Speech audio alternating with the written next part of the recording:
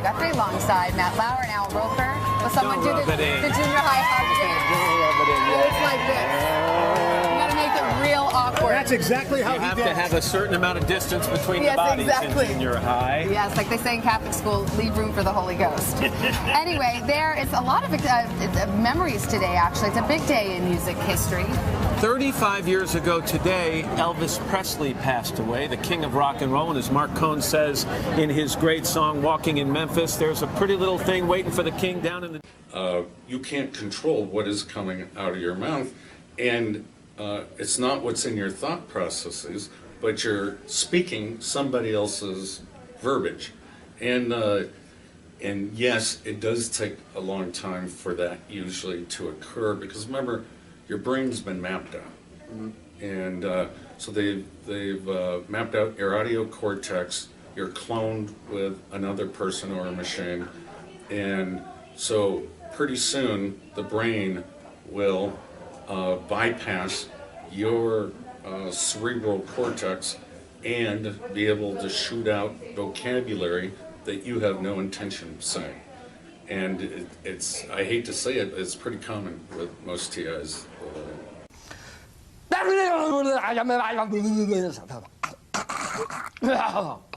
In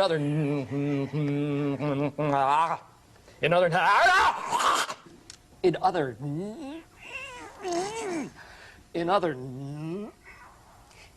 Evan.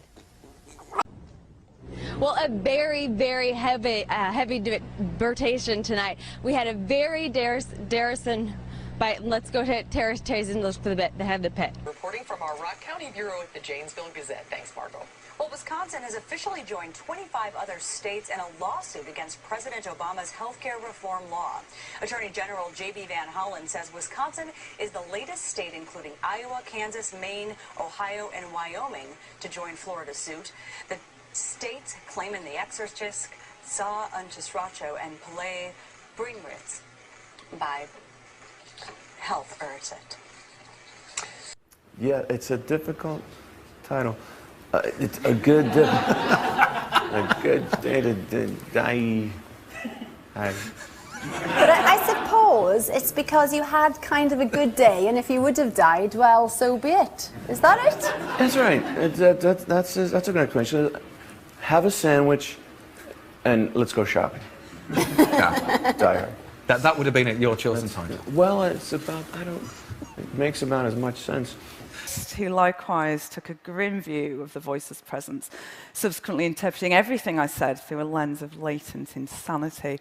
For example, I was part of a student TV station that broadcast news bulletins around the campus, and during an appointment, which was running very late, said, "I'm sorry, doctor, I've got to go, I'm reading the news at 6. Now, it's down in my medical records that Eleanor has delusions that she's a television news broadcaster.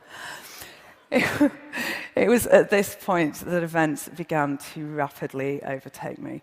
A hospital admission followed, the first of many. A diagnosis of schizophrenia came next. And then, worst of all, a toxic, tormenting sense of hopelessness, humiliation, and despair about myself and my prospects. But having been encouraged to see the voice, not as an experience, but as a symptom, my fear and resistance towards it intensified. Now, essentially, this represented taking an aggressive stance towards my own mind, a kind of psychic civil war. And in turn, this caused the number of voices to increase and grow progressively hostile and menacing. Helplessly and hopelessly, I began to retreat into this nightmarish inner world in which the voices were destined to become both my persecutors and my only perceived companions. They told me, for example, that if I proved myself worthy of their help, then they could change my life back to how it had been. And a series of increasingly bizarre tasks was set, a kind of labor of Hercules. Brainwashing is repetition. So imagine you're sleeping for 8 hours. If the government has access to your brain for 8 hours, imagine what kind of brainwashing they can do on you. I mean, they have 8 hours of your time that you're not doing anything else, and they can just program your brain just like a computer to get you a mental health diagnosis, so that the other people in the population won't believe what you're saying. They'll be told like you're schizophrenic or you're crazy or things like that. to allow the harassment to continue. When in fact, it's a lot of times, a lot of the targets that I know, they're whistleblowers, drug whistleblowers, people who tried to do the right thing or file a lawsuit against somebody, or dated a cop, or dated the wrong person, per se, because it's the wrong person if they're going to throw you in a targeting program if you break up with them. But they've dated somebody who they've broken up with, and that person got upset, and all of a sudden they find themselves being targeted. Victims of testing are left dysfunctional, and rarely are they allowed to work. The strategy is to mimic the dysfunctionality of the mental illnesses and drain the victim's resources so that they cannot find help or shielding. There is no other word for this program other than diabolical. So here's what the guys running the show are planning on spending their money on. And if you look at the commercial IT R&D on the number 2 line, it's $100 billion a year, a factor of 1 million further improvement in silicon, molecular, quantum, bio, and optical.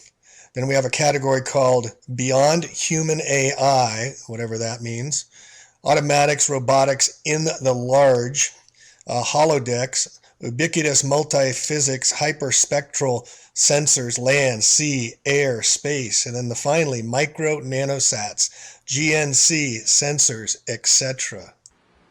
What? Vitamin authentication. Look, I have one right here. Well, here, I'll let you hold it. Would you like to hold it? I'll hold it. Okay. So, you guys see it? This pill has a small chip inside of it with a switch. It also has what amounts to an inside-out potato battery. When you swallow it, the acids in your stomach serve as the electrolyte. That's what they do. And they power it up, and the switch goes on and off. And it creates an 18-bit ECG-like signal in your body, and essentially your entire body becomes your authentication token. Yes, this is true. Okay? Electronic tattoo. So I'm wearing one here on my arm. Do we have here. a camera to get a... This is a developmental system made by MC10, and it has an antenna and some sensors embedded in it. And what we plan to do is work with them to advance a tattoo that could be used for authentication. Now, the medical application. Does Google now know everything I do and everywhere I go? Because let's face it, we like you guys, but you're from Google. Just give it. So this is basically what's going on in your cells right now. These are different fibers assembling, disassembling your cells. This is a molecular machine that walks around in your cells right now. It's called a kinesin and transports things. So for example, when things want to move around your cells, they don't just float around randomly. They actually actively moved around with little machines, little robots, nanobots that power your cells. What you see here is actually an amazing machine coming out of these little pores, which actually assembles other machines. This is like the factory floor of your cells. It's called a ribosome. It reads your RNA. RNA is...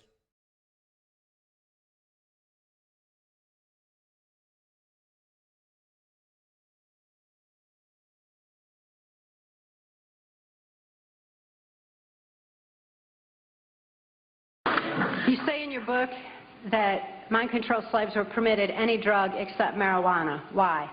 It's an excellent question. The effects of marijuana on the brain are not conducive to mind control. It doesn't mean you can't be traumatized and put under mind control. It just means it screws up the programming. Because it actually opens neuron pathways in the brain. It expands thought. I'm not going to stand here and speak pro-marijuana because... No, because somebody be putting it in my car and popping me for it.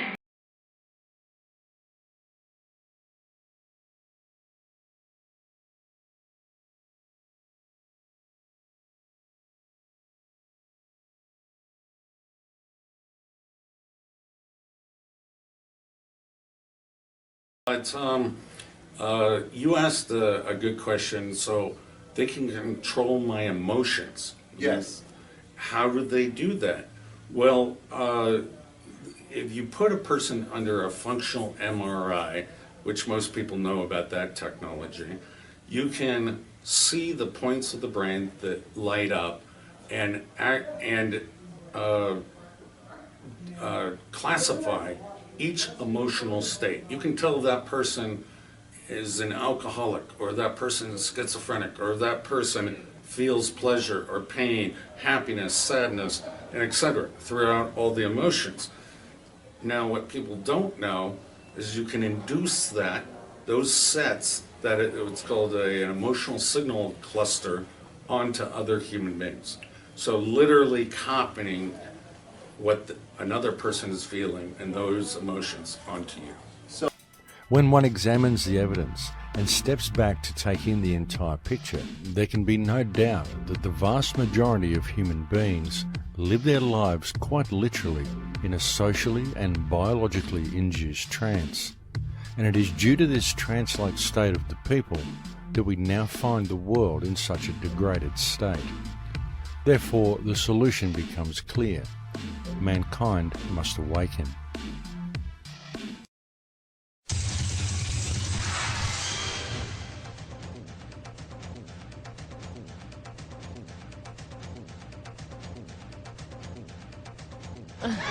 I'm sorry. Wipe the drool. I was in a trance. Yeah, wipe the drool there.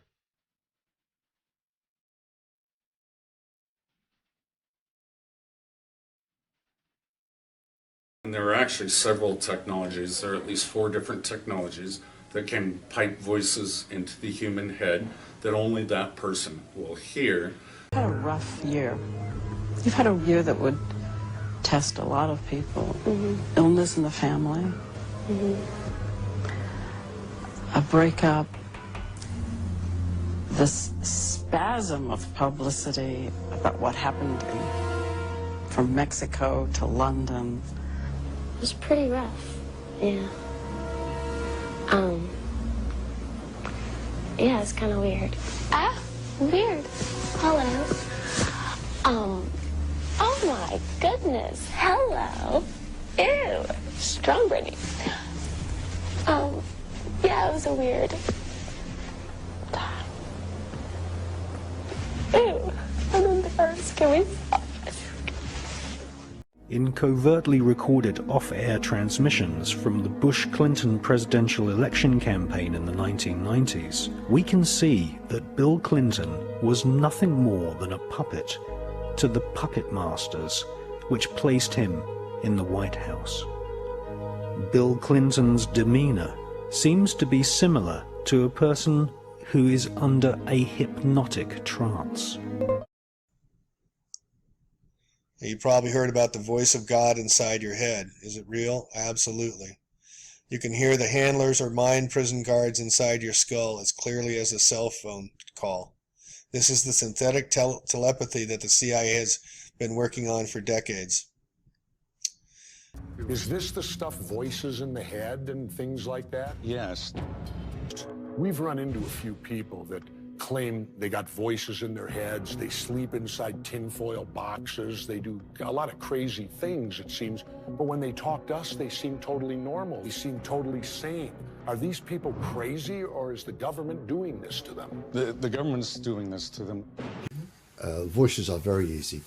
And it isn't people imagining voices, they physically hear them. They physically hear, as I'm talking to you, my voice isn't inside your brain. My voice goes no further than an inch into your ear, no further at all. It's the electrical signal that makes you interpret how I sound. And once you've got this electrical signal, which can be a chip or lots of things, you can physically make people hear voices, certain voices, and it can be any conversation, and it can be anybody you want to hear. It can be a soft, angelic voice, it can be a god, it can be something that scares you like a devil. It could be anything. And then I'd go down the road and talk to somebody else, and they would continue the conversation because it was that same energy speaking through these people that it had hacked into. So it's intelligent life that literally can hack into people, and it can use them as their puppets. What it does essentially, it puts you or your soul energy in a sort of box inside you where it feeds off of it, and it stays in your body and expresses. That's why we have so many murderers, child molesters, and things like that out there. 18 fighter jets are spending about as much as 20 and ready to assist the 100 deployed over the amount needed. Now, it did depend that how the NOLAN remerges our end, while the university or the UN mission as whole received support from all batteries in the hues of the garbins of today. Excuse me. I'll hand it back to you. Barack Obama retaking the oath of office. Chief Justice Roberts, with reporters present, administering the oath, getting the words right, unlike me this time, launched a high-profile bid to be named Secretary of State, Secretary of State Clinton's old Senate seat. Candy will continue to work her source. Better, because I'm a truth machine. Go ahead. IS. Is not an answer. Don't give me baloney. I had a little bit. Just pay attention. Listen to me. You're a big baby. I'm going to go back to you, sir. I want you to tell me about this cousin, Stephanie. What?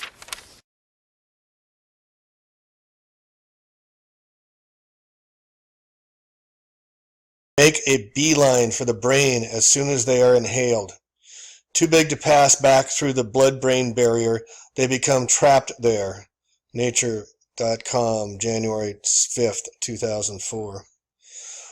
Once nanoparticulates have sufficient control over a host body, they can then be remotely controlled to work as a GPS tracking device to inflict physical pain and disease, to influence emotional states, to cause memory lapses, to read brain patterns, and even to remotely influence thoughts.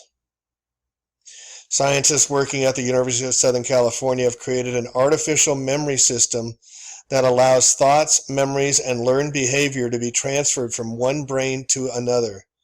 Using nanoparticles and a magnetic field, University of Buffalo scientists have been able to make worms move in any direction they dictated simply by heating clusters of nanoparticles inside them.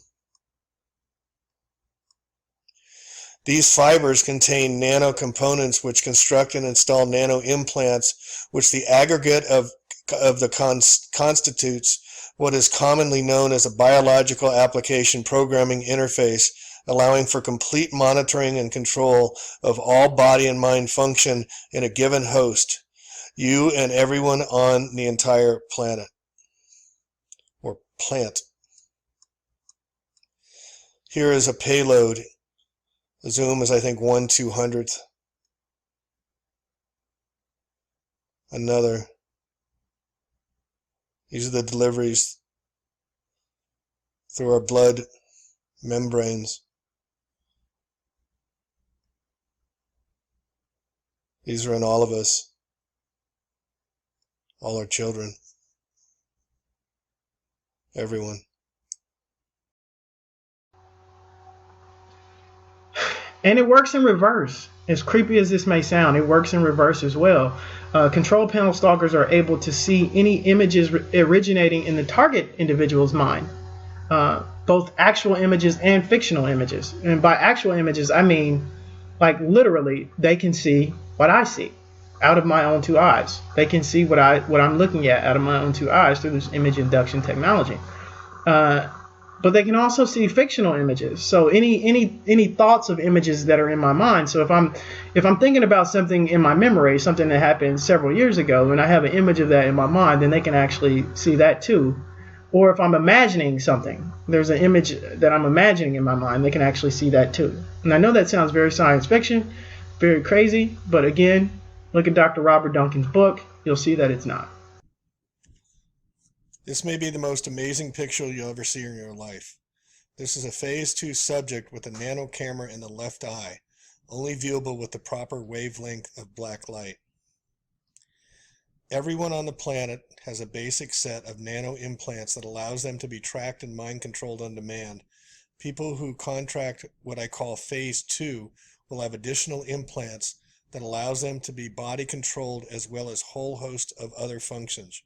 Your body is turned into a robot against your knowledge and against your will. The aggregate of these nano implants constitutes what is commonly known as biological application programming interface. This camera is too small and can't be seen, but it can be felt. Some more thoughts and information on the ocular nano implants are available.